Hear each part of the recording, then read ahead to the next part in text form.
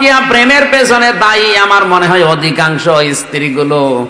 যদি একটু রেসপন্স করে, সময় দেয় নবীর এই হাদিসের দিকে তাকিয়ে, নবী বলেন যখন স্বামী আসবে দুনিয়ার সব কাজ ওই মহিলার জন্য স্থগিত।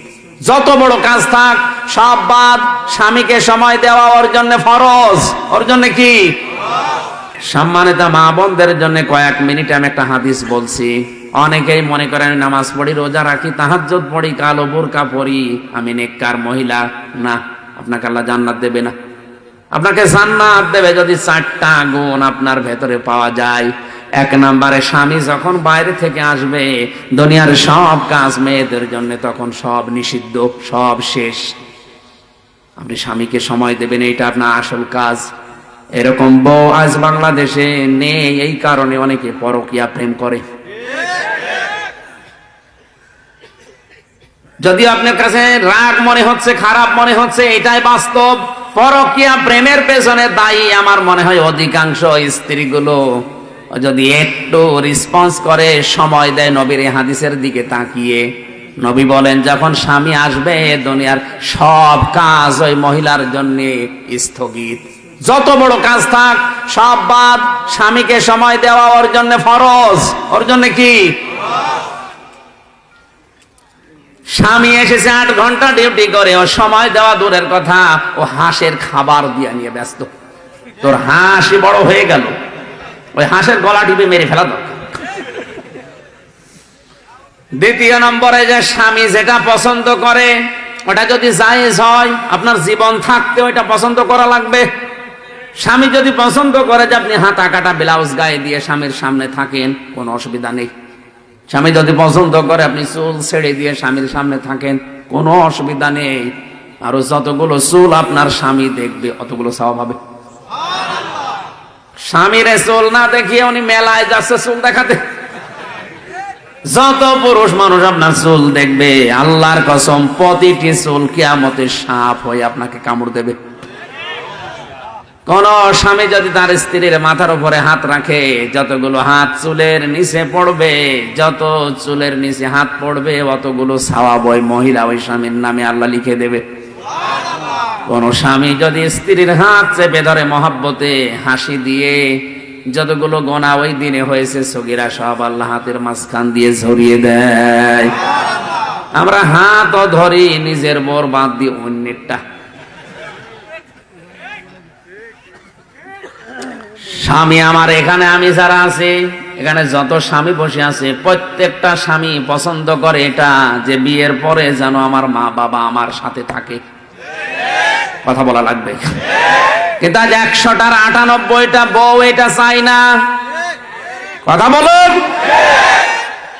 এই জন্যই তো বৃদ্ধাশ্রম তৈরি হচ্ছে, এই জন্যই তো আলাদা হওয়ার সিস্টেম বাড়তেছে। খালি বারবার শ্বশুর বাড়ি থেকে ওরে বুদ্ধি দেয়, আলাদা থাক, আলাদা হয়ে যা, ভালো খেতে পারবি। আরে বেটা, ওর পেছনে আজ 25 বছর শ্রম দিলেও যে বুড়ো বুড়ি তারা এখন ডিলেট। কার কার বউ এরকম আছে যে আলাদা থাকতে চায়, বউ মা বাবার সাথে থাকতে চায় না? হাত তোলেন তো।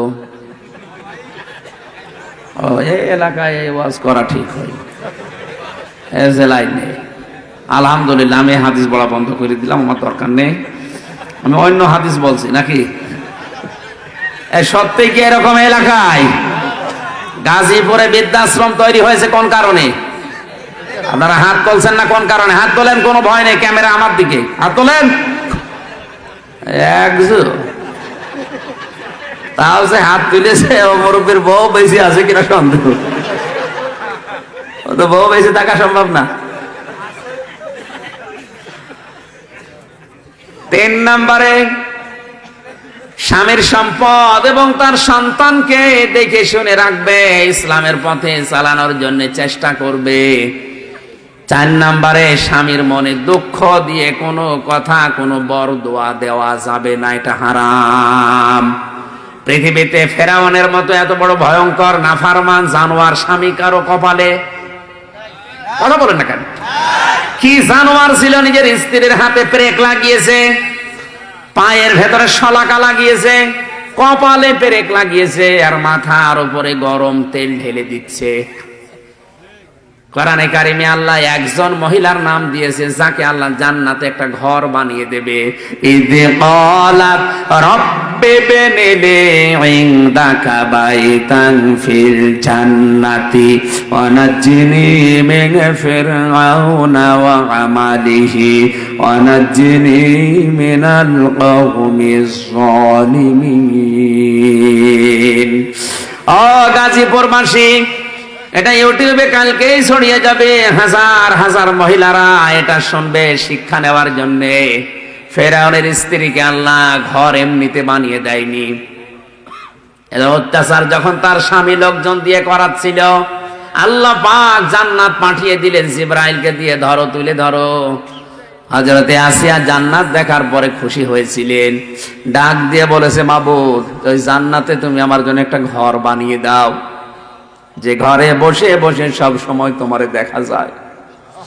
তুমি আমার এই অত্যাচার দেখে, আমার উপরে জুলুম দেখে রাগ করো না, মন খারাপ করো না। আল্লাহ, আমার উপরে যে আমার স্বামী লোকজন দিয়ে অত্যাচার জুলুম করায়, এই জুলুম থেকে তুমি আমাকে বাঁচাও। লক্ষ্য করে অনাজ্জিনি, এখানে টান আছে, অনাজ্জিনি মিন ফিরআউনা ওয়া আমালিহি অনাজ্জিনি মিনাল কওমিজ যালিমিন। যাদেরকে দিয়ে জুলুম করায় এই জালেমদের থেকে আর আমার স্বামী ফেরাউনের জুলুম থেকে তুমি আমাকে বাঁচাও, কিন্তু আমার স্বামীর উপরে তুমি গজব নাজিল করো না।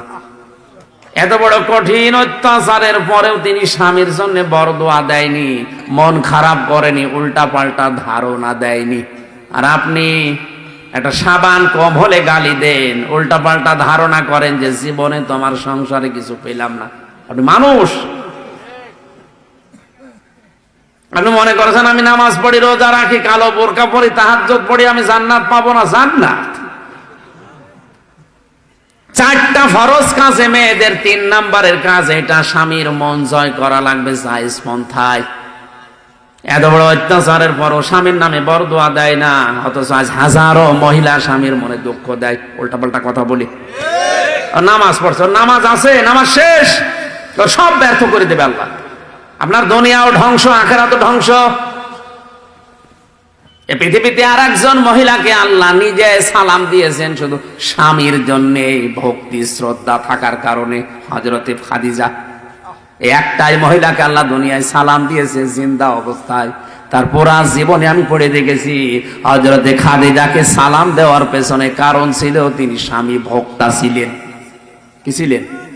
স্বামীর প্রতি এত আনুগত্য দেখিয়েছেন, নিজের যে সম্পদ গুলো ছিল ওই জামানায় তিনি 7 নাম্বার ধনী ছিলেন, পুরো আরব জানে।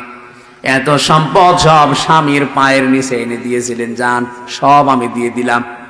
অথচ আজ হাজারো মহিলা স্বামী ক্যান্সারে মরে গেলেও একটা বালা বিক্রি করে দিতে চায় না, আরো বলে খাদিজার মতো জান্নাতে যাবে। তোমার নামাজ নেওয়ার জন্য, রোজা নেওয়ার জন্য, কালো বোরকা নেওয়ার জন্য আল্লাহ বসিয়ে আছে। আপনি থামেন, আপনাকে আমি সতর্ক করলাম কোরআন দিয়ে, হাদিস দিয়ে। এরপরেও যদি কেউ সতর্ক না হয়, আমার মনে হয় আমার কাছে এত লাঠি নেই যে পিটিয়ে সোজা করব। আল্লাহ মেয়েদেরকে 4টা কথা মেনে চলার তৌফিক দিন, বলেন আমিন।